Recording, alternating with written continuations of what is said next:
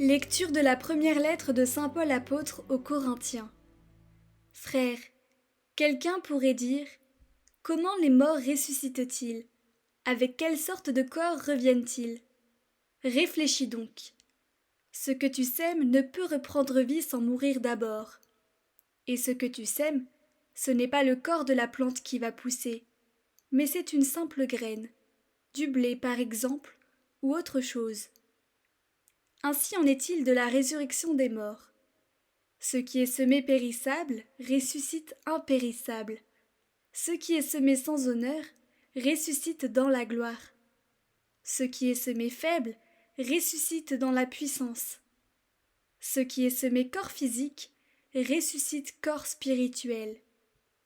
Car s'il existe un corps physique, il existe aussi un corps spirituel. L'Écriture dit: le premier homme, Adam, devint un être vivant. Le dernier Adam, le Christ, est devenu l'être spirituel qui donne la vie. Ce qui vient d'abord, ce n'est pas le spirituel, mais le physique. Ensuite seulement vient le spirituel. Pétri d'argile, le premier homme vient de la terre. Le deuxième homme, lui, vient du ciel. Comme Adam est fait d'argile, ainsi les hommes sont faits d'argile. Comme le Christ est au ciel, ainsi les hommes seront au ciel. Et de même que nous aurons été à l'image de celui qui est fait d'argile, de même nous serons à l'image de celui qui vient du ciel.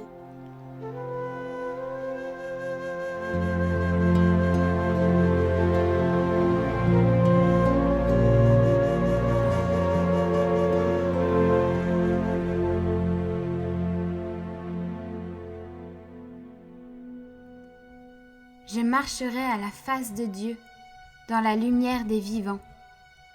Le jour où j'ai peur, je prends appui sur toi. Sur Dieu, je prends appui. Le jour où j'appellerai, mes ennemis reculeront. Je le sais, Dieu est pour moi. Sur Dieu dont j'exalte la parole, sur Dieu je prends appui. Plus rien ne me fait peur. Que peuvent sur moi des humains? Mon Dieu, je tiendrai ma promesse. Je t'offrirai des sacrifices d'action de grâce, car tu m'as délivré de la mort et tu préserves mes pieds de la chute. Je marcherai à la face de Dieu dans la lumière des vivants.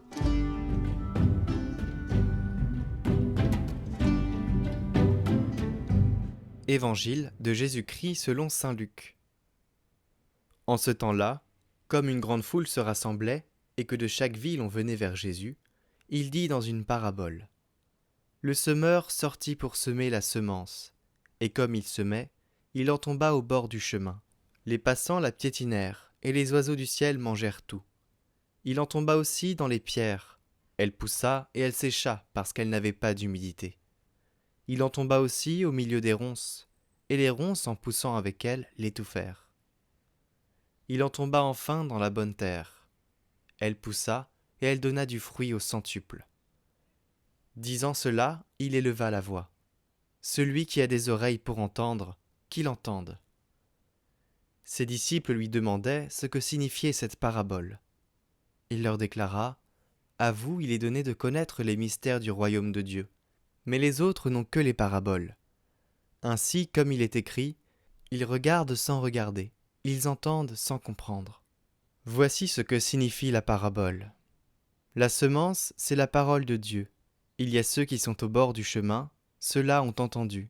Puis le diable survient, et il enlève de leur cœur la parole, pour les empêcher de croire et d'être sauvés. Il y a ceux qui sont dans les pierres. Lorsqu'ils entendent, ils accueillent la parole avec joie, mais ils n'ont pas de racines. Ils croient pour un moment, et au moment de l'épreuve, ils abandonnent. Ce qui est tombé dans les ronces, ce sont les gens qui ont entendu, mais qui sont étouffés, chemin faisant, par les soucis, la richesse et les plaisirs de la vie, et ne parviennent pas à maturité. Et ce qui est tombé dans la bonne terre, ce sont les gens qui ont entendu la parole dans un cœur bon et généreux. Ils la retiennent et portent du fruit par leur persévérance. Esprit venu d'en haut, touchez